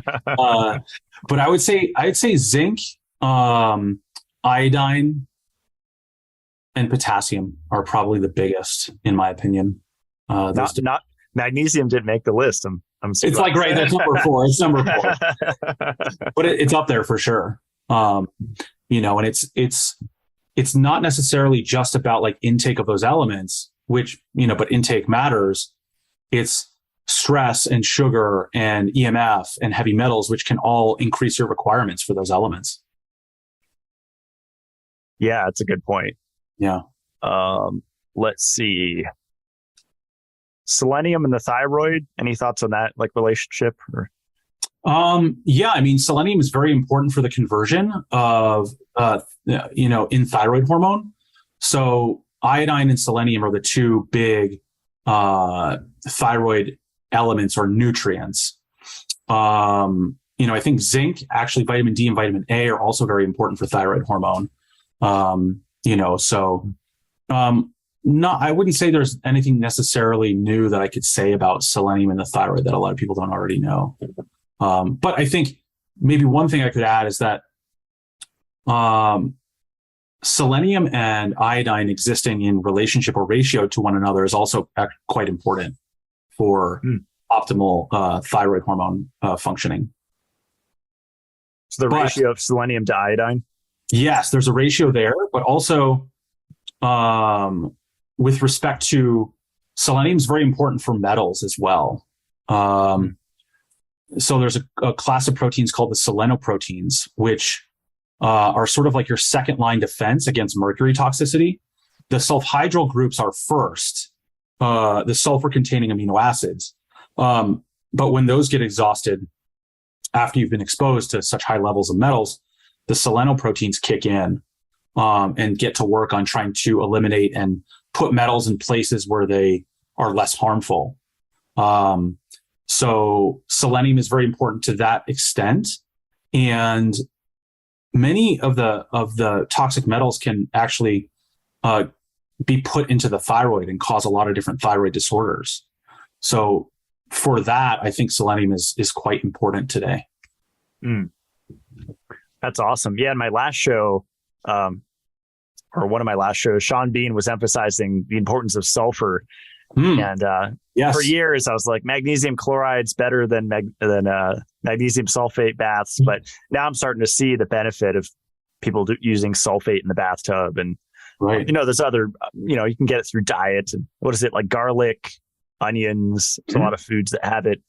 Well, especially like all the animal-based, foods have sulfur-containing amino acids. So part of the reason why veganism and vegetarianism is so destructive is because there's no sulfur-containing amino acids or hardly any.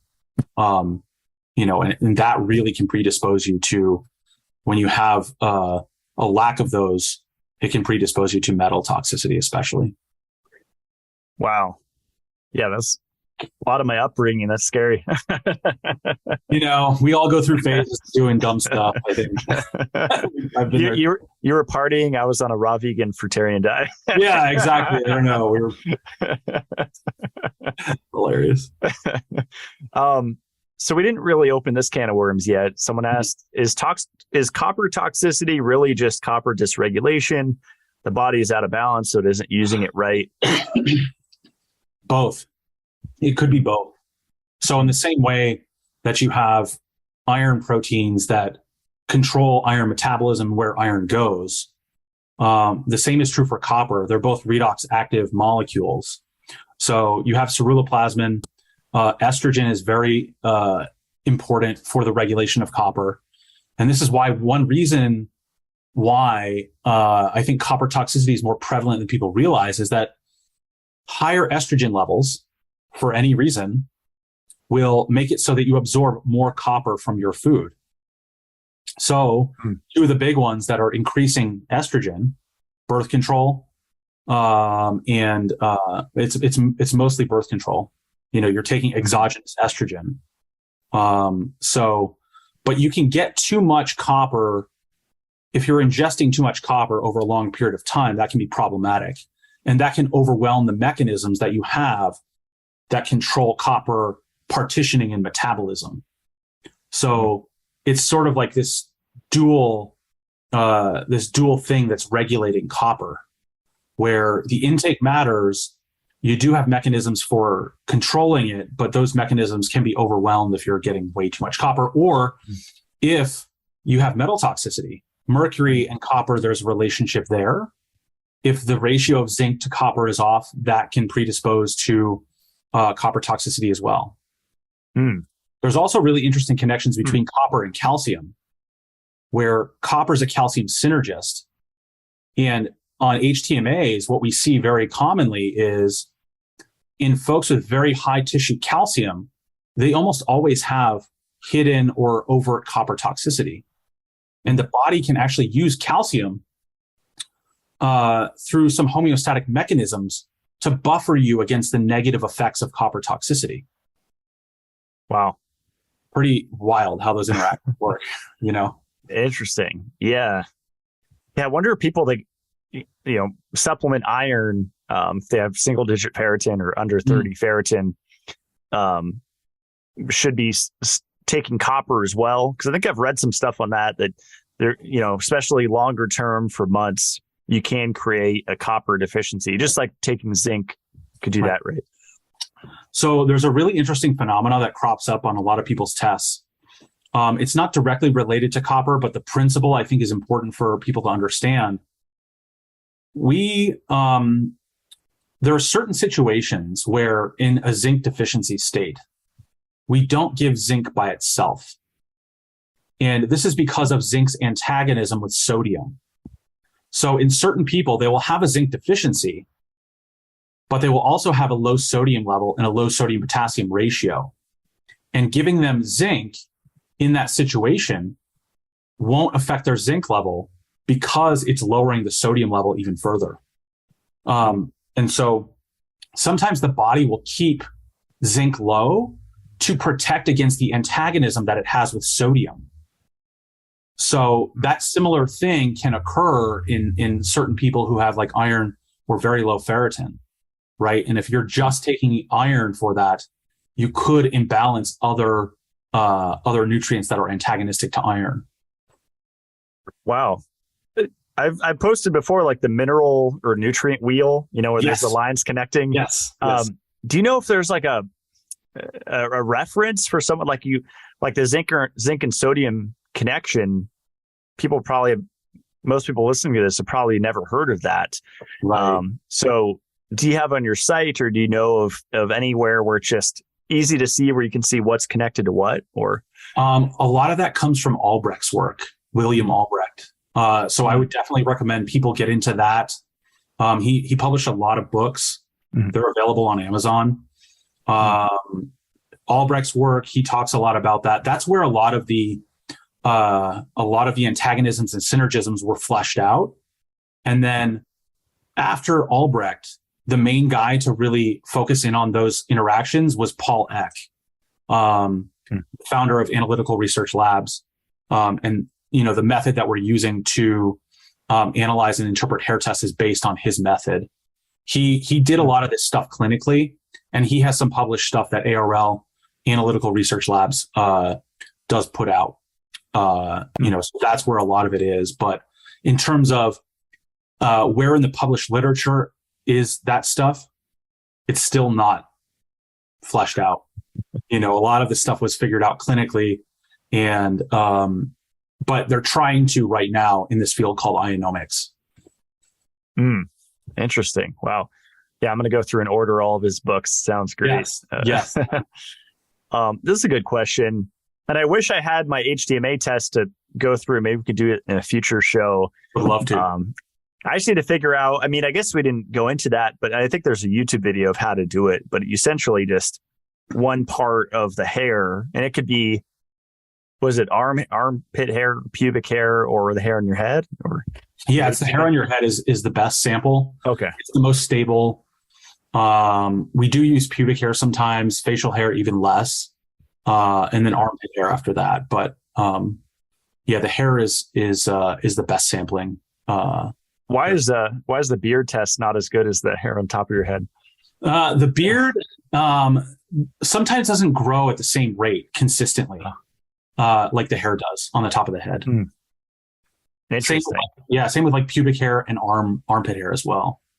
Okay, my beard grows super fast. Does it really? I think it's not so much the rate, but it's the variation in the hair cycle in the facial hair.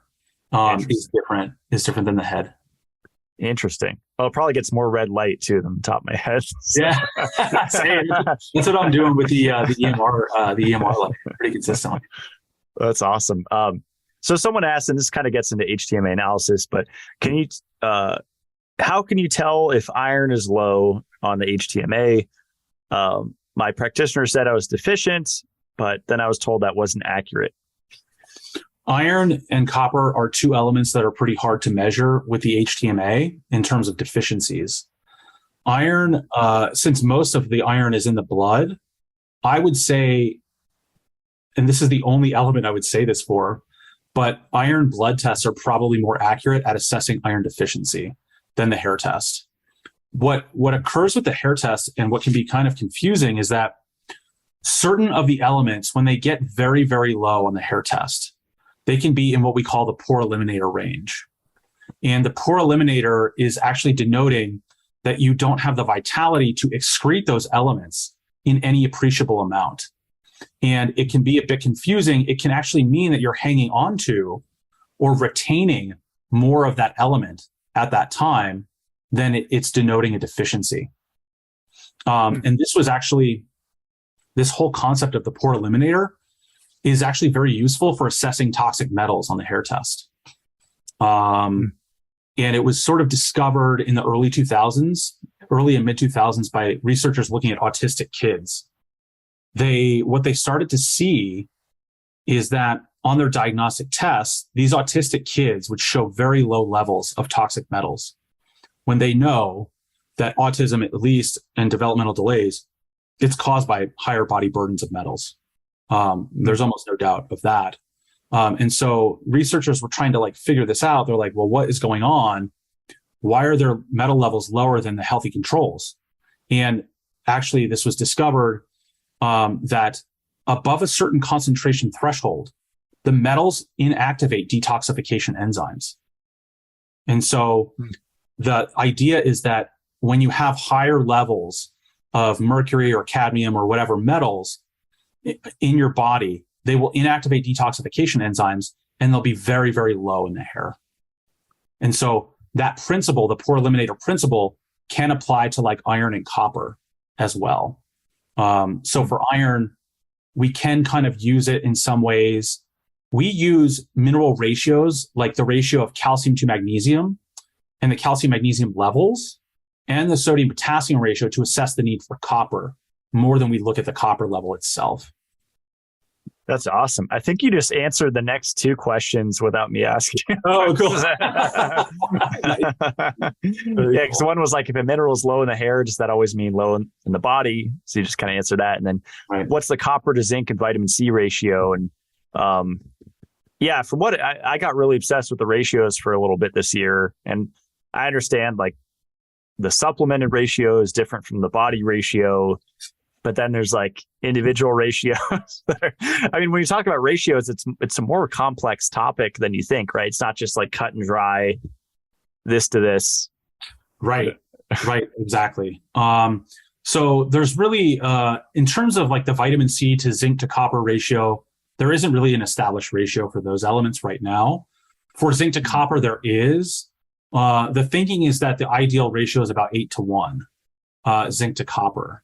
But mineral ratios at large, we use them on the hair test as sort of biomarkers for hormonal effects or the cellular effect of hormones. So like with the calcium magnesium ratio on a hair test, it's more about measuring or using that ratio to measure the cellular effect of insulin than it is necessarily measuring the intake of calcium and magnesium in your diet. And there's other examples of this, like the calcium potassium ratio is actually a measure of the cellular effect of thyroid hormone, not, it's not measuring the intake of calcium or potassium. And the reasoning for this is that, well, the hair is a biopsy test. So it's measuring these elements in your tissues. But like for the calcium magnesium ratio, calcium is used by the pancreas to signal the release of insulin in response to dietary carbohydrate. This is called the biphasic response of insulin. And so insulin is released in response to dietary carbohydrate. It does its job. Magnesium is used to shut down the insulin signal so that blood sugar doesn't get too low. And so we can use that ratio to measure basically the cellular effect of insulin. Wow.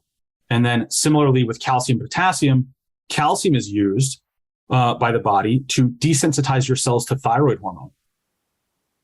Potassium is used to sensitize your cells to thyroid hormone. And so you can use that ratio to measure the cellular effect of thyroid hormone. And that's a lot of what we're doing with the mineral ratios. We're using them as biomarkers for the cellular effect of hormones. And the implication of that is that if you can correct those mineral ratios using mineral balancing and understanding the antagonisms and synergisms of minerals, you can dramatically improve your hormonal profile. Wow. Do you tend to see the symptoms that your clients are dealing with are right in line with the ratios that show up on their HTMA? 100%. It's quite remarkable. Especially like there's psychological phenomena that we can read from the test. And that's because of how integrated the whole body is in using these elements, not only for, processes in your body, but these elements are so critical to the neurochemistry of your brain that there's a lot of really interesting psychological phenomena that we can read from the test. Wow. This might be one where you need a consult with this person, but how can someone be a slow oxidizer but have hyperthyroidism in the form of Graves' disease at the same time? That might be a case of what we call 4 highs. And that's kind of like a secondary stress reaction where the calcium and magnesium levels are basically present or very high in slow oxidizers.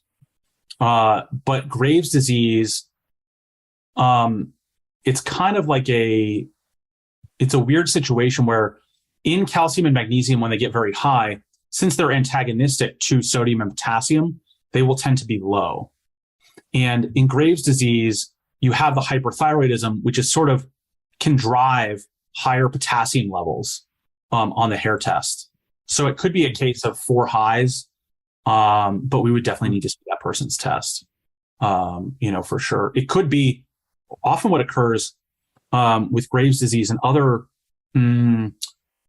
issues where the sympathetic branch of your autonomic nervous system is overstimulated.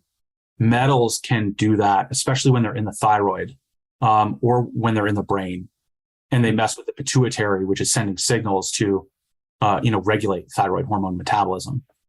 Wow. Learn that low stomach acid contributes to iron deficiency and mineral loss. Can you discuss? Yeah. I mean, absorption of, all of your elements is very, very important.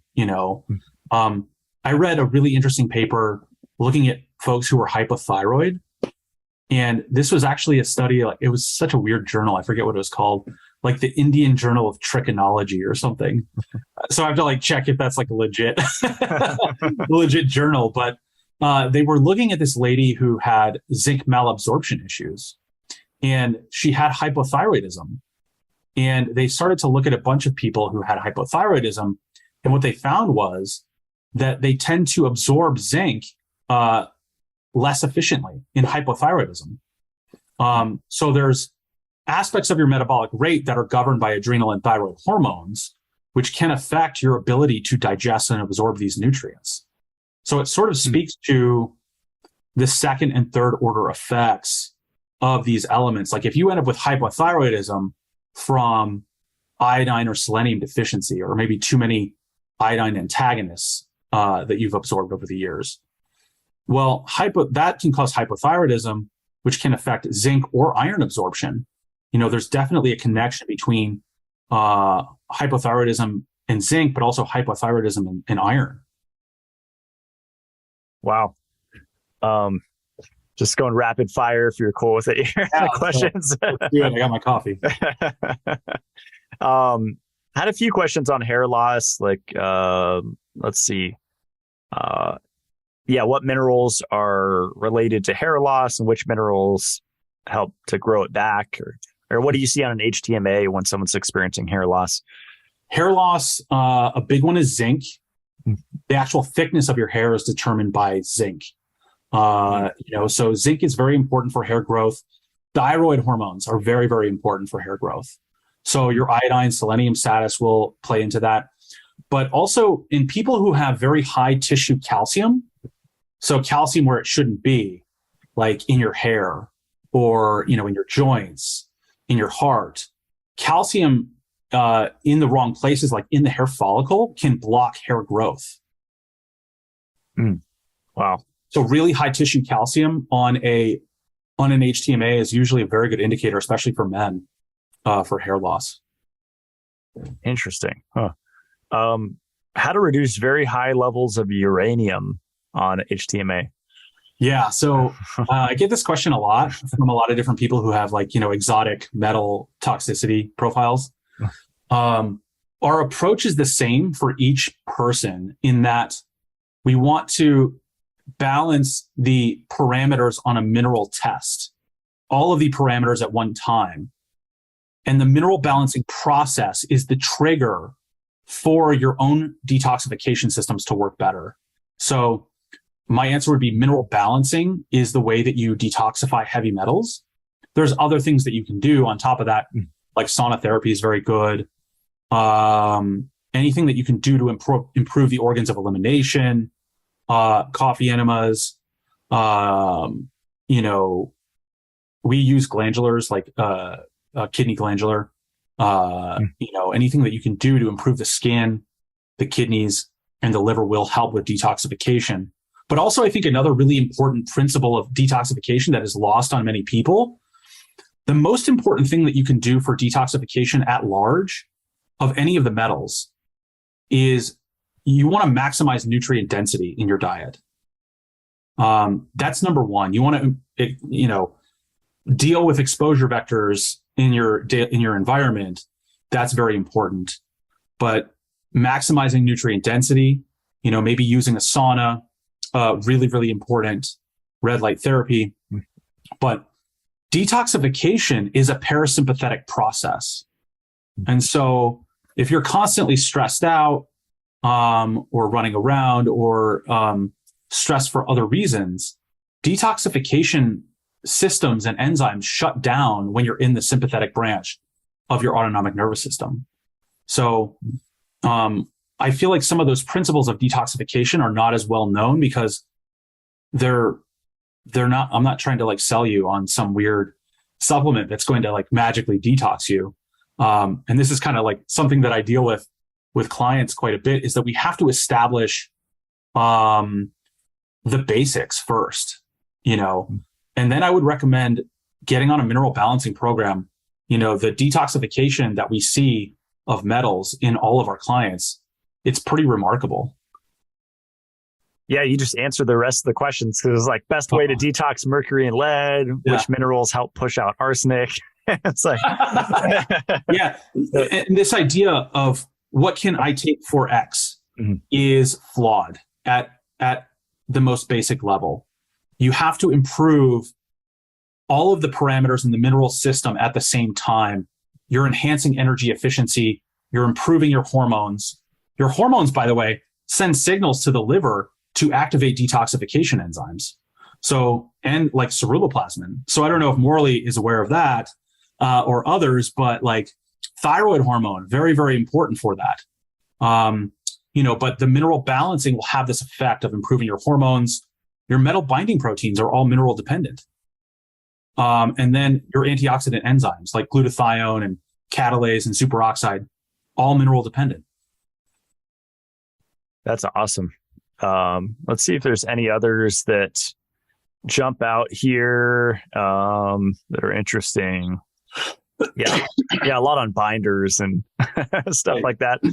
Well, here's the thing. You have endogenous metal binding proteins. Let's figure out how can we optimally make those function optimally, right? Instead of taking, whatever. Mm-hmm. I love it. Yeah. We kind of touched on EMFs, but someone said his thoughts on Wi-Fi and heavy metals. Do you think once someone is, I don't know if there's this ultimate state, place of optimal, just say like somewhat optimal or somewhat mineral balanced, to where they're not affected by Wi-Fi. I mean, I've been kind of meditating on this the last week, just that, because there's a lot of like fear porn about EMFs, and I'm not going to put AirPods, in my ear ever, but everything else, probably not too big of a deal. I mean, I'm not going to have a cell phone on by my genitals, but like other than those things, I don't really stress about it anymore. I do think there's definitely a big connection between metal toxicity and EMF sensitivity. And I'm actually going to be working on a study in Australia. There's a group of Australian scientists who are going to be looking at this very issue. And I'm going to be analyzing the hair tests of all of the participants in this study. But I do think there's scant research on this, but the research that there is does point in the direction that mercury in particular can have, really negative effects on your ability to handle EMF. So metal toxicity, I do think, to the extent, like part of the reason why metals are so toxic is that they're systemic toxicants and they can affect so many different systems all at one time. So I do think, EMFs, they are important because they're so much more ubiquitous now than they've ever been, especially the wireless radiation. So if you're metal toxic, just something I noticed after I went through a huge lead elimination, I don't get headaches when I sit at my computer ever. I used to quite a bit when I was sitting and working for hours and writing and stuff. So I do think that there's a link there. And the throughway, I think that connects them is the minerals, because the EMFs can affect and lower mineral levels. There is good research. Martin Paul, I think a lot of people cite him. EMFs can affect calcium signaling and calcium channels. the metals affect those channels as well. So there's sort of like an additive or cumulative effect from all of these different inputs. Yeah, it was so weird. After I donated blood the first time in my life, I felt less sensitive to like my Starlink router. And I have like the mesh shield to like, reduce its output by 50%. And I have like shun guide around it and all sorts of crazy stuff and energy things going on. But it did definitely help. And so I wonder if maybe I offloaded, like we were talking about before we recorded, like you lose good stuff in that donation too, right? And so I did it twice, in 2.5 months different, space in between them. And first one felt great. Second one felt tanked. And so there are probably some I already had some deficiencies, and the second donation just highlighted those deficiencies. Right, exactly. That's, it's a big problem with blood donation is that it's it's what they use, the traditional, or one of the traditional ways that they try to deal with iron overload is to give blood. But the problem with that approach, like we talked about, is that you have a lot of other nutrients and elements in your blood that you're giving away essentially when you give blood. So, it's just a insufficient approach, I think, the giving of the blood. Yeah. There's one more question. Oh yeah. Last question here I had for you, like, mercury fillings. I don't know if they do that anymore, but have you seen people with old fillings and show up with different metal toxicities on their HTMA? Yeah, absolutely. I mean, mercury fillings is one of the main exposure vectors for mercury in the Western world. So, I believe they're using elemental mercury, and elemental mercury is very highly absorbable. It's almost universally what I see is people are mercury toxic when they have the fillings. So depending upon the pH of the saliva in your mouth, that can be altered by drinking certain liquids, chewing certain foods, and that can actually liberate some of the mercury on those fillings. And then you're, swallowing that elemental mercury, and then you're in deep blue after that. Yeah, there's a video I saw on YouTube, I think it was like 12 years ago, like smoking fillings, and it showed the off-gassing of the mercury fillings into the mouth. Exactly. It's pretty crazy. It's the same, the form of mercury that's being used is the same that they use in like coal-fired power plants. That sounds safe. I know, right? Just make a manufacturing facility in your mouth. Yeah, exactly. Let's see what we can make in there. Well, Clark, this was awesome. This is jam-packed. I took a ton of notes, and definitely going to be ordering some books on Amazon. Yes. And I know there are better websites. I don't order them wherever. You don't have to get on Amazon. Jeff Bezos, but it's actually Mackenzie Bezos now, isn't she running things? Or right? or I think the AI are in control now. It's just Hans and Sophia. You're right. Well, I'll post a link below. I think I'm set up to promote your stuff as an affiliate, and whether you go through my link or just straight to his website. Doesn't matter to me, but his website's nutritionalanalytics.com. And I think you're doing awesome stuff, Clark. Definitely a trailblazer, and love the information that you're putting out. You can tell you're passionate and just researching nonstop. That's how I am, just connecting more dots and trying to not go down every rabbit hole at once. Right. Exactly. Yeah, I really appreciate you having me on, Matt. And any opportunity I can get to get that message out to more people. I was in, dire straits myself for many years and looking for solutions. And this approach of mineral balancing was really the only approach that ever worked for me. The more I can educate people on it, because it is a little complicated. It's not so easy to sell and to market, longer form, pieces like this, podcasts where I can talk about this stuff for a while. It's really, a blessing. And, I just want to thank you so much for having me on. Yeah, I appreciate it. And just real quick before we go, when people click on your front page, you have a buy now thing, or whether they go through my link. And you basically have 3 programs right now, right? Which is like yes, $3.99, $5.99, and then the elite package. yes, exactly. So, so the different packages are basically, the first one is for people that have a hair test already, because I do get a lot of inquiries from people who they have a hair test already and they're like, I have the test. Can you just interpret it for me? And can we talk about it? So that's called the balance read.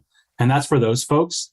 For people that don't already have a hair test, and there's some caveats actually with that first one, the test has to have been done through analytical research labs or Trace Elements in Texas. Those are the 2 best commercial labs. They don't wash the hair at the labs with heavy solvents and detergents. That's why we use them. And those tests have to have been pretty recent for me to analyze them. But our main package, which is the $5.99 one, the Balance one, that includes the hair test, the interpretation of the test, the solutions report or healing program design based on that. And then you get a consultation with me over Zoom like we're doing now, and then health coaching afterwards to help guide you on your protocol. And so that's the $5.99 package. The elite tier one is for people who know that they're going to be doing mineral balancing for at least a year, and or for families who want to order more tests at once and get like a higher level of care, basically. For those folks who are really interested in this and really want to do it for a while, which is kind of required to actually detoxify your metals. It's a time-intensive process. It's not a short-term fix by any means. So people who are going to be getting their first test and they know they're going to be getting retests over the course of 3 or 4 months, which is kind of how our program works. That's who that elite tier package is for. I love it. Awesome, Clark. Well, appreciate you. And I'll put the links below where you guys can check out all of his awesome material that he puts out. And stick around as we close out the show. Thanks so much. Awesome. Thank you so much, Matt.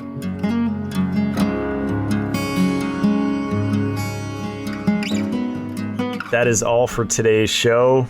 That was really fascinating. Surprising that 20,000 feet up on Mount Everest, they found cadmium and lead. I've been aware of heavy metal toxicity for the past 10 years, but as he mentioned, a lot of people don't go very deep with it and get into the explanations. I like that he made the point that our nutrient requirements can be dramatically increased by metal exposure. I've been diving deep into selenium recently, and none of the lectures that I've seen address that point, that maybe 200 micrograms, which is considered a high daily dose of selenium, isn't enough if someone has had acute or chronic exposure to mercury and maybe other metals. If they affect selenium as well, I wouldn't be surprised. I also like that he pointed out that there's organic and inorganic form of metals, as well as different valent states. So when we introduce all these different variables, it becomes a much more complex topic that's often oversimplified in social media posts. So I really like the nuance that Clark brings to the discussion, because it's so complex. There's so many variables, and it is something where a test like this is required to assess one situation to strategically supplement. So if you want to learn more about Clark's work, you can go to nutritionalanalytics.com. He has a lot of really great research cited under the science tab with regards to photobiomodulation, hair analysis science, and minerals and metals in general. I'm already signed up with him for a HTMA consult. I've never done one. It's way overdue. I'm really excited and interested to see what my minerals look like with all the things I've been doing the past decade. And my website is matt-blackburn.com. I have my CLF protocol. You can click that up top and read the updated version of that. I'm working on getting the podcast transcribed and posted to the website. So you'll see the podcast tab on my website. It's not live yet, but it will be very soon. A lot of people requested to have my shows written out in text. So that is coming up very soon. And if you click on shop, you can see all of the recommended products. Product highlight that I don't often talk about is the resonant light rife machine, known as the Pearl M Plus. That's a very advanced device based on the work of Dr. Royal Raymond Rife and others, using a noble gas called argon to deliver different frequencies through plasma. And that actually has a radius around it, so you can just sit next to it like I do at my computer desk when I'm working. I usually have it on the adrenal setting because it feels really good. And just sitting 6 feet away, I'm getting a significant dose of these frequencies. So a lot of people think of rife frequencies in terms of killing pathogens, but less people are aware of the healing frequencies that just help to support the function of our organs and glands. So I really like those settings, and I did use it when I had COVID, and I truly believe that it helped a lot. It's an incredible technology that I would definitely put in my top 5 of what you would call biohacking devices. My brand is called Mitolife. You can find that at mitolife.co. Exciting news. We just posted updated heavy metal lab results of the shilajit pure resin tablets, aka Panacea. And not only that, we also posted the fulvic acid content, as well as the selenium, chromium, molybdenum, calcium, magnesium, iron, copper, zinc, manganese, sodium, potassium, phosphorus, boron, silicon, iodine, and cobalt. So it was kind of like a full spectrum analysis. And people are always amazed to learn that shilajit is a great source of calcium. There's actually 12, almost 13 milligrams per half a gram. And I think what people fail to realize is the balance that's found in whole food products like this. So even if there is microscopic amounts of lead, arsenic, mercury, cadmium, they are balanced by these other minerals, as we talked about the salmon scenario with selenium and mercury. So there's a lot of factors involved. Can't hurt to get an HTMA. I'm personally a fan of chelation agents such as shilajit. A fulvic acid extract is definitely going to be stronger, and I try to steer people more towards the whole food shilajit resin product versus just the straight liquid fulvic acid, because I believe that there's more potential for turbulence, as Clark talked about in our show.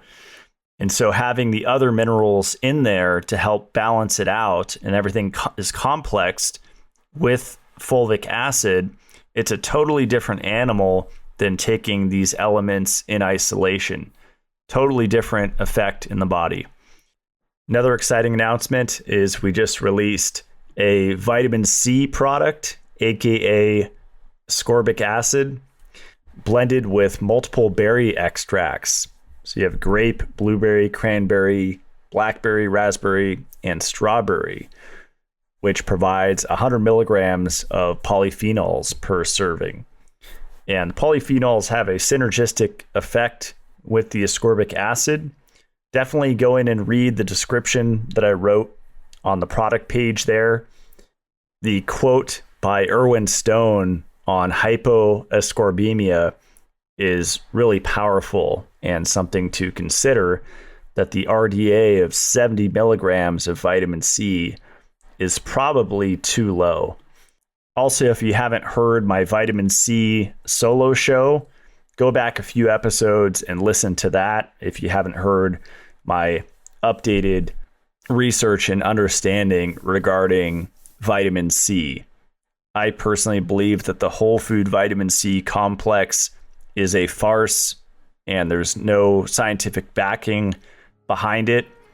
Ascorbic acid, on the other hand, tons of research, high dose vitamin C, Linus Pauling, Rorton Clinic, so much support for its efficacy and safety. And it goes way beyond being an antioxidant and immune support. Ascorbic acid does so many things in the body. It's a really powerful nutrient. Also, check out the Mitolife Academy. That's on YouTube. $15 a month. You get 2 private videos and 1 live Q&A. This month, I'm going to post how I pack for traveling and what I bring with me to a hotel. You can find that by searching Matt Blackburn on YouTube, and you can subscribe there. So thanks for listening. I'll see you guys next Friday. Stay supercharged.